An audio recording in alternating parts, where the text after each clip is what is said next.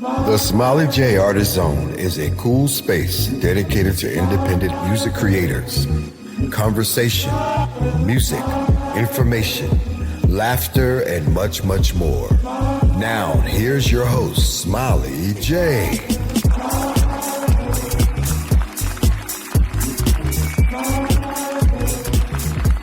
Greetings, I am your host, Smiley J, and I want to welcome you to a cool music space dedicated to all my independent music creators worldwide, all my singers, songwriters, musicians, producers, composers. You know what?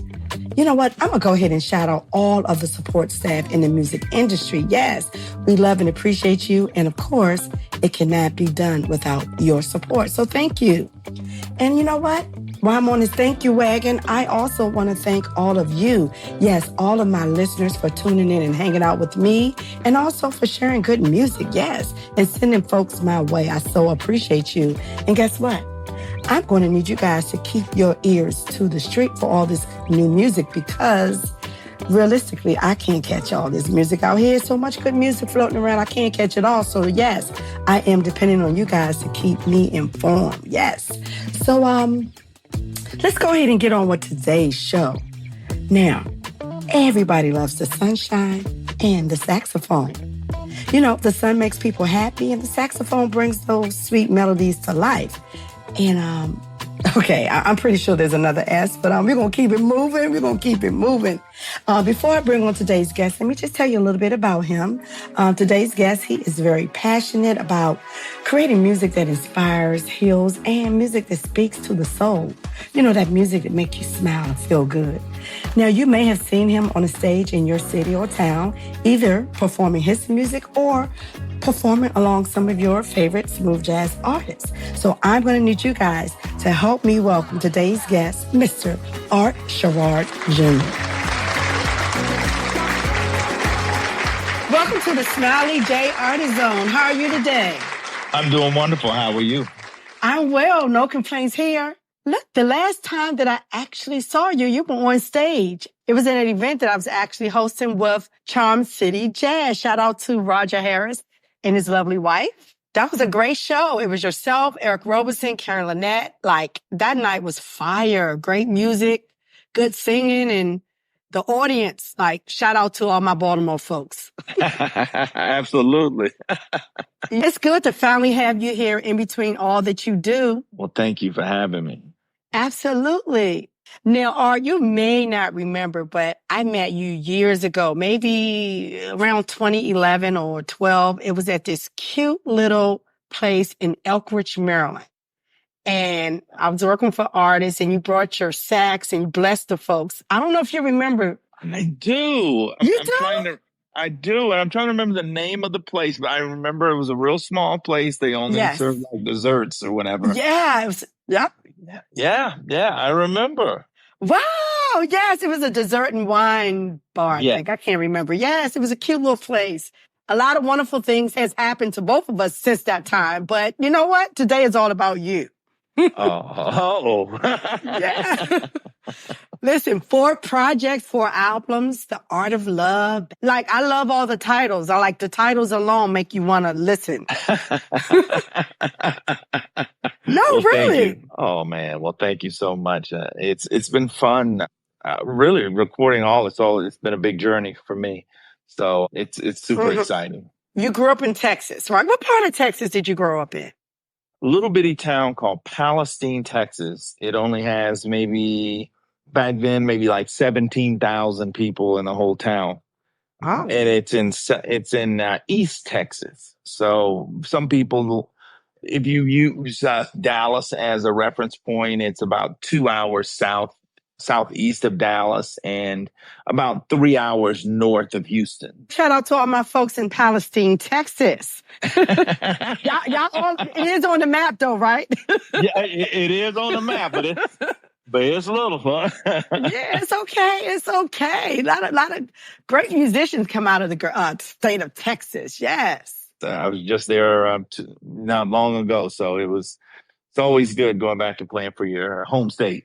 Yes, because you had a mini city tour there, right? Look, what about 5 cities or something? Yeah. So It's always fun. Always fun. So did you run into any homeboys from back in the day? I did ran into, believe it or not, but ran into several people that I grew up with. In fact, some people that literally lived right down the street from me when I was a kid. So, and we were on the basketball team together and everything. So it was real good to see them because some of them I hadn't seen in a long time. I'm not going to date myself, but yeah, Yeah. a long time. Yeah. Okay. It's all good. It's all good. Listen, we glad to be here in the land of the living. So it's all Right. good. So, Art, I got to mention that you, not only are you a musician, you are a veteran. So thank you Yeah. for your service. You served in the United States Navy. Yes, ma'am. Yeah. Shout out to all my vets. Yes. My vets. That's right. Appreciate you guys and ladies. That's right. That's right. Now, are you you started in the church, right? It's like for many artists, like their natural starting point in music, in their music journey usually begins in the church. Right. Yeah, I agree. So your parents were active in the church, right? Your mom was a musician and your dad sang? Yes. Mom sang. She played the B3 organ. And, her music room when I was growing up was literally right across the hall from my bedroom. And so she'd spend hours and hours just playing hymns. She reads music. She doesn't play by ear. Mm-hmm. So, I would hear nothing but church music and, I'd go and sit on the bench with her and, sing with her and she'd play. And Dad has always been in the choir. And so I got a chance to get it from both sides of both sides of it, from the musician side to the vocalist side. So you soaked it all in, huh? That's right. That's right. Yeah, that's what you're supposed to do. That's some good stuff right there. When were you introduced to the sax? Cause growing up in church, most boys are naturally or drawn to the drums, right? Oh, trust me. Yes.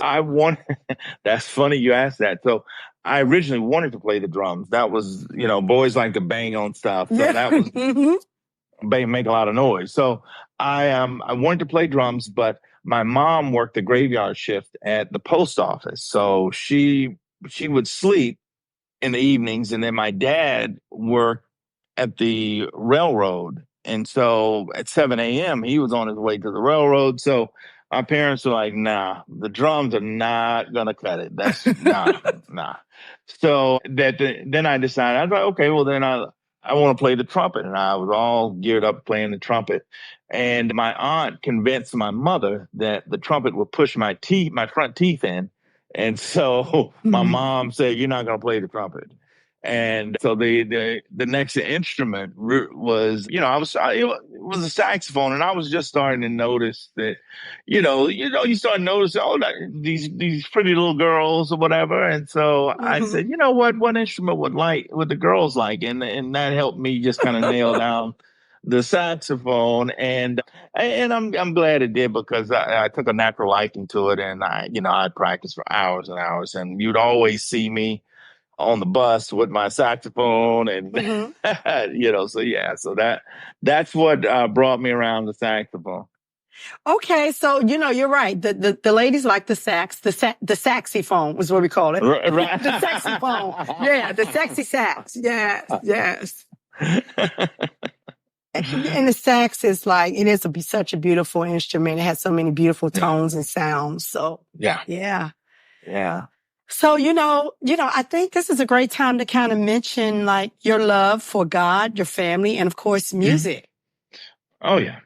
Well, growing up in my household as a kid, my dad was on the deacon board, after church, anybody that grew up Southern Baptist, they probably know this. So, after church, and they're counting money, I'd have to sit and wait because there were no quick counting machines back then. They did everything by hand. And so, church ended whenever it ended. And then I'd always be there for another couple of hours and they count money.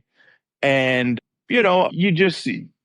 And then my house, when I was really small, our house literally was right behind the church.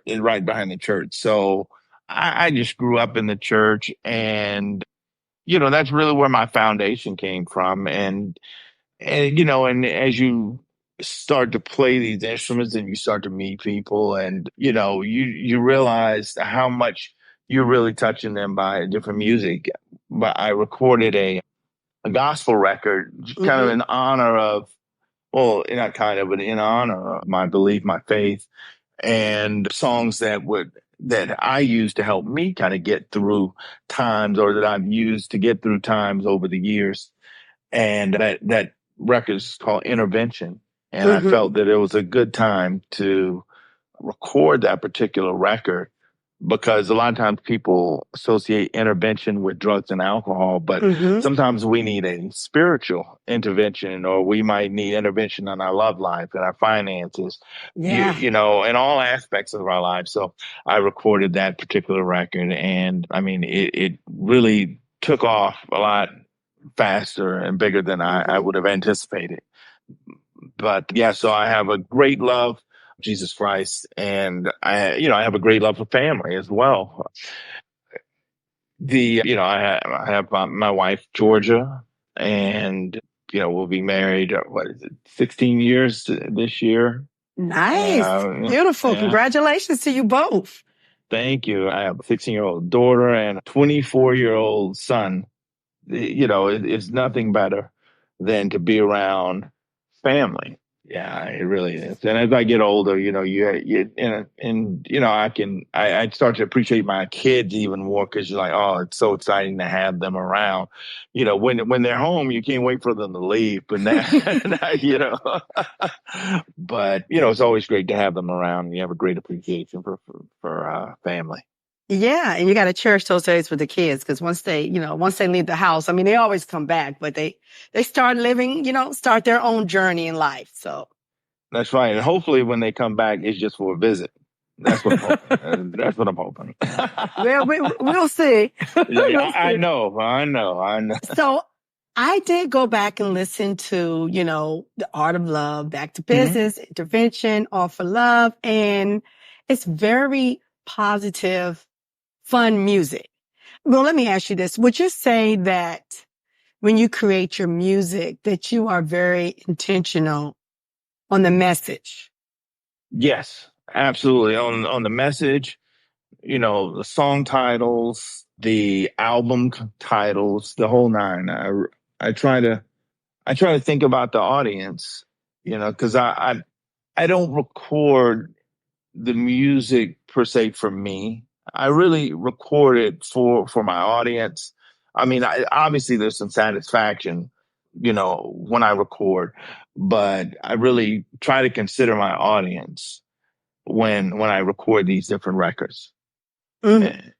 And each song title has its own meaning, whether it was All for Love, or whether it's Seasons, whether it's, Intervention, Back to Business, Art of Love, and then my upcoming record, which is called Feel So Good. So, yeah, so I Feels try so to, good. Okay. that's right. Yeah. So I try to think about my audience, and where I am in life, because I think that speaks to the music that you record, and when you also consider where you are in your life. I appreciate good music that make me feel good, because, I believe in music therapy, and music Mhm. can take you a lot of different places, depending on what you're listening to.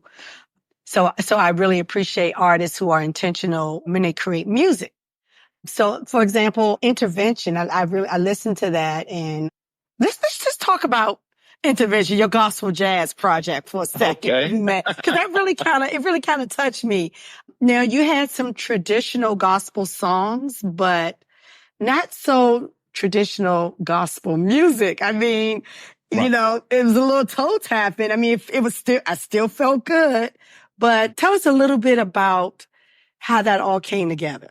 Cause you had a lot of great, So, yeah. so the concept of that was, I wanted to pay tribute, because when I grew up, I grew up listening to traditional gospel music, such as like "It Is Well," "My Soul Has Been Anchored," "Oh Happy Day," "Going Up Yonder," things like that. But Mm-hmm. I didn't want them to sound traditional. but I didn't want to take it so far to the other side where you didn't recognize it either. But I wanted to add some a light and kind of modernize it and think of how I would want to translate that to the audience. And so once again, I just kind of thinking about the audience, whether you're 80 years old, 90 years old, if I talk about it as well, you're going to know that song. And then if you hear it, I want you to still be able to recognize it, but I want the younger generation to also be able to relate to it as well. So that was kind of the whole concept for the record, where we were really taking into account of traditional songs and somewhat modernizing them, giving them kind of a groove, a beat, and then taking some modern songs and, just saying them in a different way, possibly. But like I said, never taking it so far out of context where you can't recognize it. Now, Art, I must say that you are always working, which is a good thing for, independent artists. That's a good thing. That's a blessing, right? That is very much so. and you're doing what you love and you're blessing people's ears. And you have worked with and shared the stage with many talented artists from Mesa, Gerald Albright, Marcus Johnson, and just a host of other super talented artists. Now, I don't want to get you in any trouble because I know you enjoy working with everybody. But is there any one artist that kind of stands out that it was a really good music chemistry? I enjoy Will Downing. One, he's a character, and and we, just musically, he's a phenomenal person, and so I enjoy going. I go out with Phil Perry, same thing. It is always enjoyable because he gives you space to be yourself and play, and he's such a phenomenal artist. I love going out with Loose Ends too. That they're an amazing group, and the energy and like each one of those individuals, I pick up a little bit from them, and I'm like, man, because when you're standing on stage, you're looking out, and you're like, oh man, I never thought about doing this, or this really translates well. And you watch how the pros, I look at it as the OGs do it. And, Cuba Gooding Sr., the main ingredient, I learned a lot from him. He was just an amazing person, just to be around. I mean, first of all, he was so energetic all the time, but he always was giving out little nuggets. Same thing with Michael Henderson. He was always giving out nuggets, history and, you should do this and, be careful of this, watch out for this, that kind of thing. So, I can't say that there's just one, but I've just enjoyed the journey of working with so many different artists and being able to learn from them. Yeah, yeah. And that's most importantly, having some takeaways, because we always got to be in the spirit of learning and growing. Yeah. So, Art, let's talk about just your stage attire. Yeah. I wasn't gonna let that get by now. I thought it was gonna slide through. No. I have to state the obvious. Now, can I just say that you are one of the best dressed saxophonist players out there, and then there's others, but you got kind of bring a little pizzazz on the stage. Now, do you have someone that custom make your jackets and your suits, and because you're always blinging and clean? Well, sometimes I do have people who customize things for me, or I may find something that I like off the rack and then I get it tailored. I just try to pick up little nuggets here and there. So, okay. So do you have a favorite color? For stage attire, it could be anything for me. It's kind of one of those things they say, if you look good, you feel good. So most definitely. Yes. Even when I'm talking to younger artists, I talk to them about stage presence and the importance of, you're an artist, you're an entertainer. And, you know how when you're standing in a room and you see somebody go, oh yeah, he must be part of the band. He must be an entertainer. I want, and I preach that even to my band. You want to look like an entertainer. Yes. You don't want to just blend in. And so that's just kind of my approach on that. You're not going to see me at Walmart with a blingy jacket or anything like that, but but stage wear. Well, stage attire is important, and that's why I mentioned it, because you're an entertainer, and it looks good under the lights. The colors, the bling, it looks good. So I'm glad you mentioned that, especially to because I have a lot of younger artists that tune in, and it's important to know that you are an entertainer and you want to be set apart from the audience, from your audience. Yeah. And you got to consider, like you said, the lighting and things like that. Like reds aren't good for me under the light. You just kind of have to know what works and play around with things. But yeah. For your hue as well. So I know you mentioned a new project. So tell us a little bit about it, so the fans could be on the lookout. All right. Well, the new project is called Feel So Good. It has 13 tracks on there. And this record feels different than any of the other records. The industry has really embraced the record. I did a lot of original songs, but I did do a few remakes of songs also. And because I always like to give homage to songs that I really like. Some artists really get stuck on, I can only do original, but I want to do songs that feel good. And so, that's kind of the approach that I took. And with my records, I always pay homage to my faith. So I put a gospel song on the record. And so I did a remake of Thank You. Okay. And so I had that on there, and I did Patrice Rushen's Remind Me. Ooh, that's one of my favorite songs. Okay. Oh, really? Oh, I hit a nerve. Yeah, you did. You heard the voice go up. I know. I was like, oh, wait a minute. It was cool because I was on a show with her, and I think we were in Indianapolis, and I was playing with Phil Perry, so it was Phil and Jeffrey Osborne and Patrice, and I actually got a chance to give her a copy of the record with the song on there. So I thought that was really, that for me, that was like a all-time high for me.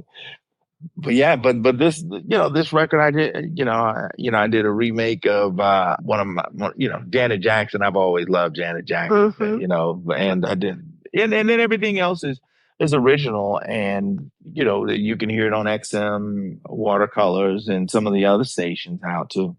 Nice. But we're going to be on the lookout for it. So yes, indeed. So listen, before you go, I like to play a little game sometimes, especially if my guests are as cool as you. Sound like so I'm being set up. Are you down? Are you down for a little game? I'm down, but I think I'm being set up. Okay, let's go. No, you're not. I promise. Listen. I don't do that. Look, it's easy peasy. I promise. All right. Okay. I'm with you. Okay. So it's called Pick One, 3 seconds, 3 questions. You ready? Okay. Let's do it. Bow tie or traditional tie? Bow tie. Super wealthy or super healthy? Super healthy. Okay. Summertime or fall? Summertime.